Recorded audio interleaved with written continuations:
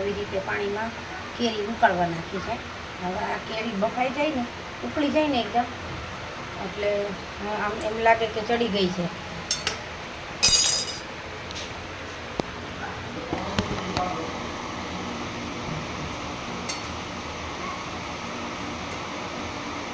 આમ જોઈ લેવાનું, ચડી ગયા જેવું લાગે ને થોડી, પછી ચાળણીમાં કાઢી લેવાની કેરી.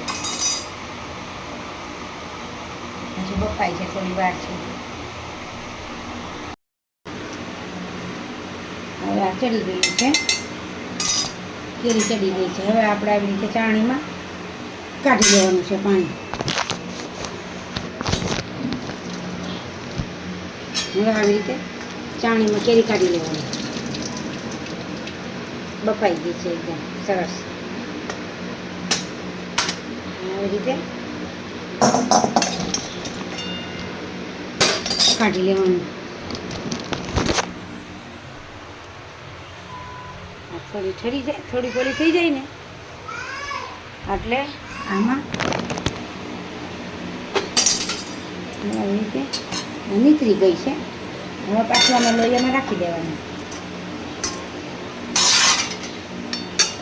લોહીમાં રાખી અને હવે પાછું ગેસ ઉપર આમ રાખી દેવાનું. આવી રીતે ગેસ ઉપર રાખી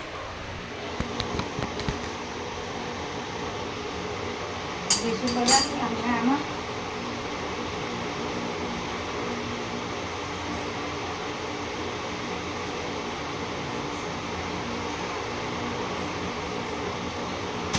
હવે આપણે ખાંડ નાખી દેવાની છે.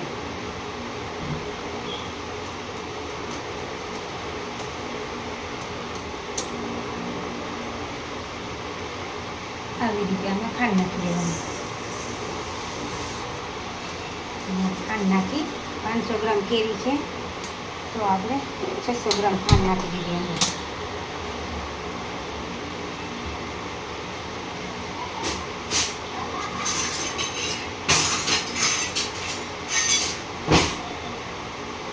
હવે એને આવી રીતે હલાવવાનું.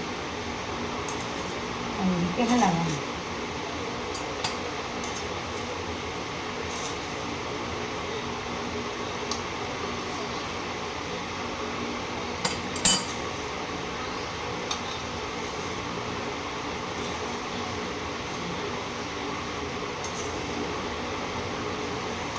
કેરીની ઉપર ખાંડ નાખી દેવાની અને પછી હલાવતું રહેવાનું ધીરા ગેસે. પહેલાં ફાસ્ટ ગેસ રાખવાનો, પછી જ્યાં ખાંડનું પાણી થાય ને, ખાંડનું પાણી થાય એમ લાગે તો પાણી છૂટી ગયું હવે કેરીમાંથી ને ખાંડમાંથી, પછી સ્લો ગેસ કરી નાખવાનો. એકદમ સ્લો ફ્લેમ રાખીને પછી હલાવવાનું.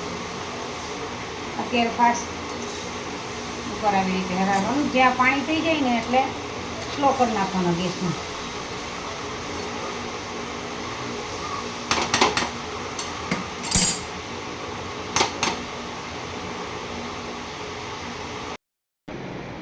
હવે આપણો આ મુરબો ઠરી ગયો છે, એકદમ ચાસણી આવી ગઈ ને ઠરી ગયો છે.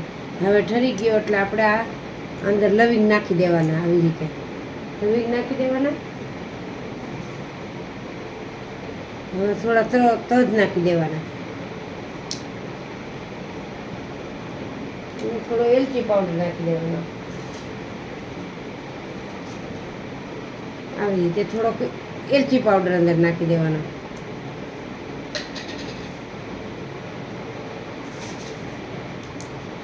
પછી આમ હલાવી લેવાનું એટલે આપણો થઈ ગયો મુરબો તૈયાર. આ આપણો મુરબો તૈયાર થઈ ગયો કેરીનો. સાવ ઠરી ગયો ને એટલે આમાં તજ, લવિંગ અને એલચી પાવડર નાખી દીધો. હવે આપણે બરણીને ભરી લેવાનું. થઈ ગયો આપણો મુરબો તૈયાર. અંદર કેસર નાખી દીધું થોડું.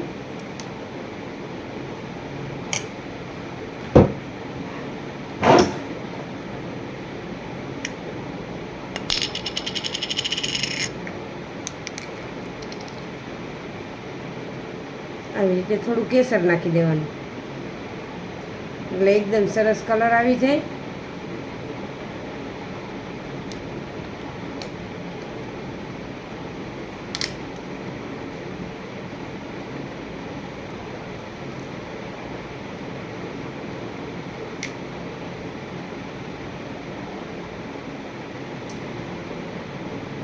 મસ્ત કલર આવી ગયો, એકદમ સરસ.